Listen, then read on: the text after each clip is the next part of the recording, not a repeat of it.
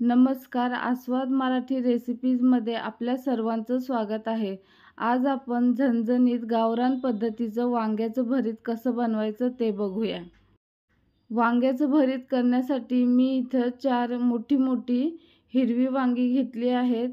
मी त्यांना अशा पद्धतीने कट लावून मध्ये बघून घेणार आहे. आतमध्ये वांगं किडकं नाही ना. जर का हे वांगं किडकं असेल तर आतमध्ये अळीसुद्धा असू शकते, म्हणून अशा पद्धतीने कट लावून घेणार आहे. बरेच जण वांग्याला वरच्या वर जरासा कट देऊन त्याच्यामध्ये लसूण भरून वांगं भाजायला लावतात. तसं न करता अशा पद्धतीने आपण कापून घेऊन त्याच्यामध्ये अळी आहे का नाही ते बघून भाजलेली कधीही चांगली. गॅसवर आता मी एक जाळी ठेवली आहे. त्याच्यावर आता जेवढी वांगी बसतील तेवढी वांगी ठेवून आपण वांगी भाजून घेऊया.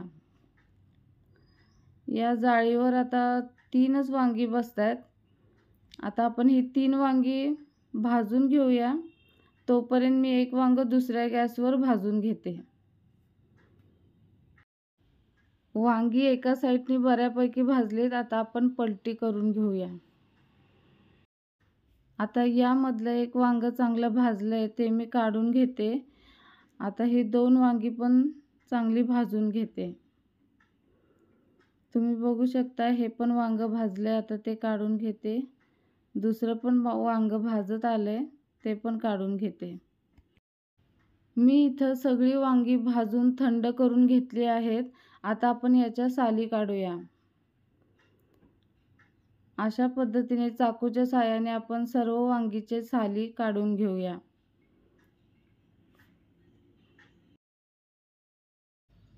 मी इथं 4ही वांगी चांगली सोलून घेतली आहेत.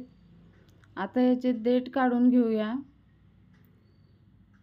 आणि आपण चाकूने ही वांगी चांगली कट करून घेऊया. याचं काळं आहे ते काढून टाकूया. बघा, तुम्ही बघू शकताय वांगी किती मस्त अशी मऊसूत शिजली आहेत. किती पटापट कापली जात आहेत. अशा पद्धतीनेच आपल्याला ही वांगी शिजवायची आहेत. कढई गरम झाले. यामध्ये आता आपण 2 पळी तेल टाकूया. तेल गरम झाले. यामध्येच आता आपण बारीक चिरलेले 2 मोठे कांदे टाकूया. कांद्यामध्येच आता आपण ठेचून घेतलेल्या 10-12 लसणाच्या पाकळ्या टाकूया.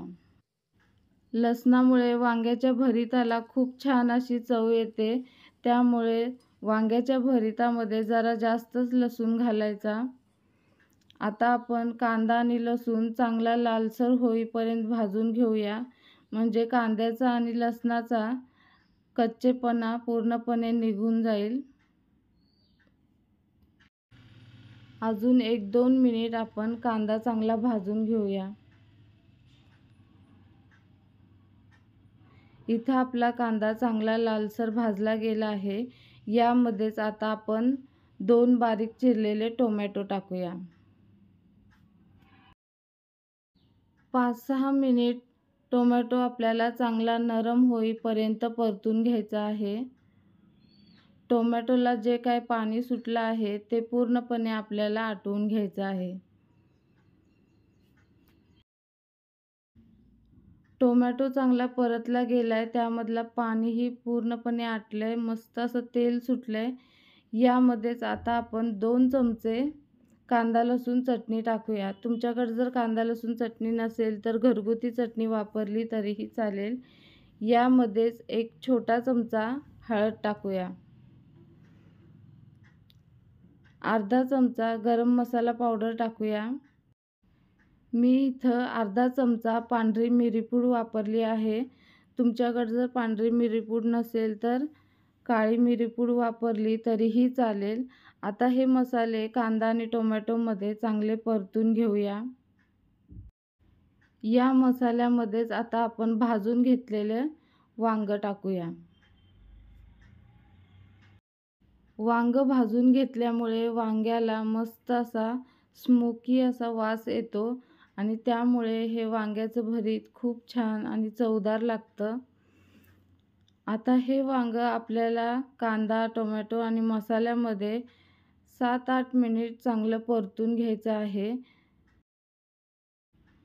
वांगं या मसाल्यामध्ये एकजीव होईपर्यंत आपल्याला चांगलं परतून घ्यायचं आहे.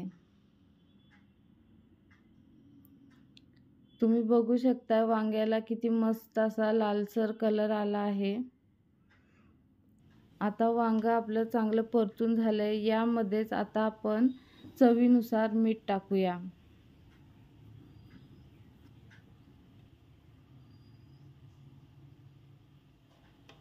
आता आपण मीठ टाकलंय. आता तेही चांगलं मिक्स करून घेऊया.